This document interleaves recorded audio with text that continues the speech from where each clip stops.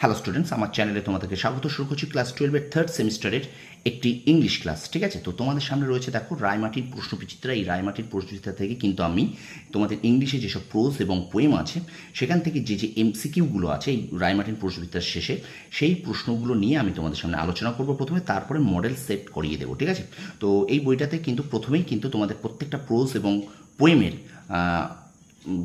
পুরো একদম এমসিকিউ আছে, সেগুলো প্রথম পড়াচ্ছি। ঠিক আছে, যেমন তোমাদের রাষ্ট্রবিজ্ঞান, ইতিহাস বা বাংলা যেমন আদরিণী শেষ করলাম, ঠিক আছে, তেমনি এডুকেশন, ঠিক এইভাবে কিন্তু আমরা ইংরেজিটাও করবো। তো চলো শুরু করি। রায়মার্টিন প্রশ্নবিদ্যা থেকে ক্লাস 12 থার্ড সেমিস্টার। তোমাদের প্রথম যে প্রোজটা রয়েছে, প্রথম যে প্রোজটা আছে দেখো, the night train at Deuli. ঠিক আছে, তো এই যে the night train at Deuli, এখান থেকে মোট 15টা প্রশ্ন আমি প্রথম পর্বে আজকে করাবো। টোটাল 31টা প্রশ্ন আছে, তো 15টা প্রশ্ন আজকে করাবো আর আগামীকাল বাকি 15টা প্রশ্ন করাবো। ঠিক আছে, তো অবশ্যই কিন্তু ভিডিওটা মন দিয়ে দেখো, প্রথম থেকে শেষ পর্যন্ত দেখবে, একটু স্কিপ করবে। চলো শুরু করি ক্লাসটি। দেখো প্রথম প্রশ্ন একটা কলাম আছে, the narrator, the girl, the tea stall owner walked gracefully, serve tea, visited his grandmother, আর blew whistle for the train to leave. দেখো আমি অন্যগুলো পড়ি না, এগুলো পড়ছি।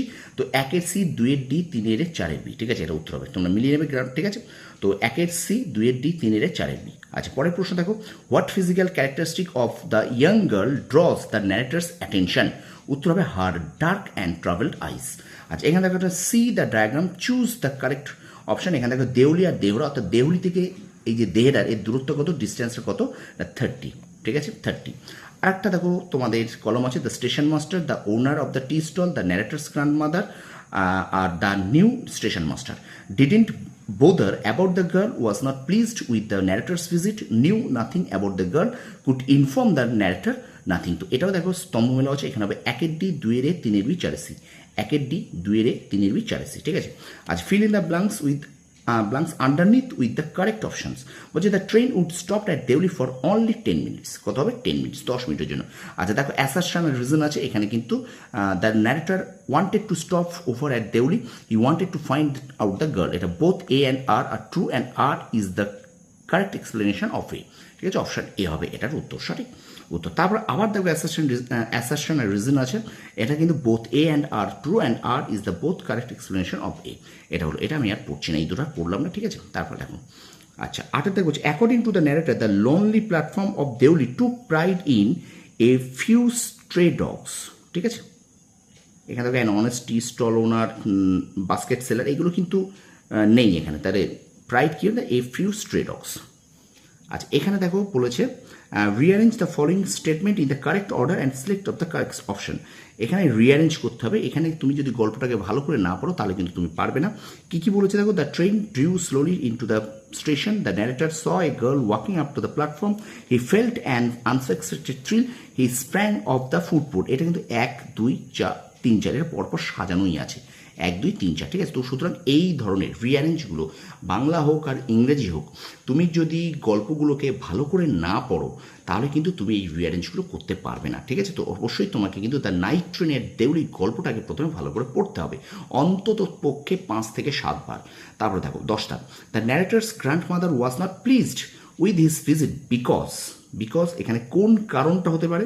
এখানে কিন্তু current of 4, he did not, এইটা কিন্তু option 4, he did not stay at her place more than 2 weeks, মানে সে 2 মাসের বেশি, 2 সপ্তাহের বেশি ছিল না, তাহলে অপশান এইটা হবে, অপশান ডি হবে উত্তর। ঠিক আছে, তো অর্থাৎ এর কারণটা কি এখানে জানতে চেয়েছে, তো অপশান ডি হবে উত্তর। ওকে, খুব ভালো করে, খুব মন দিয়ে। তারপরে দেখো 11 বলছে, দেখো আবার দেখো, choose the appropriate reason for the following reason, the narrator was overpowered by an impulsive, the narrator was overpowered by an impulsive thought of talking the girl with him।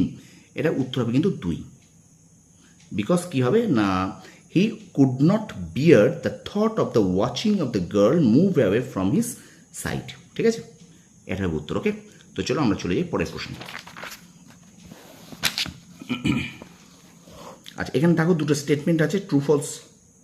বলছে select the option of the shows the correct relationship between A and B. Relationship চেয়েছে, তো B is the reason of A, B is the reason of A, এটা পড়ে নেবে একটু। ঠিক আছে, আচ্ছা তারপরে দেখো, the story title the night train at Deoli suggest a sense of, এটা কিন্তু মিস্ট্রি অ্যান্ড লঙ্গিং। কী হবে? Mystery and longing. 14 দেখো, which word best describes the narrator's emotional state in the story, tenderness and longing. কী হবে উত্তর? Tenderness and longing. এবং আজকের ক্লাসের শেষ প্রশ্ন থাকবে, what is the narrator's primary motivation for visiting Deoli station? উত্তর হবে কিন্তু he hopes to encounter the young girl again. কী হবে না, he hopes to encounter the young girl again. ঠিক আছে, তো এই ছিল তোমাদের নাইট ট্রেন অ্যাট দেউলি থেকে এমসিকিউ রায়মার্টিন প্রশ্নবিদ্যা থেকে। তো আজকে প্রথম পর্ব, আরও 15-16টি প্রশ্ন আছে এই গল্পটা থেকে। তো আগামীকাল আবার তোমাদের সামনে নিয়ে ভিডিও আনবো। তো ভিডিওটা কেমন লাগলো অবশ্যই কিন্তু তোমরা কমেন্ট সেকশনে কমেন্ট করে জানাবে, লাইক করবে, শেয়ার করবে। আর আমার চ্যানেল নতুন হলে অবশ্যই চ্যানেলটা সাবস্ক্রাইব করো, পাশে থাকা বেল আইকনে প্রেস করে রাখো। তোমরা সফল হও, তোমাদের সাফল্য কামনা করি। ধন্যবাদ।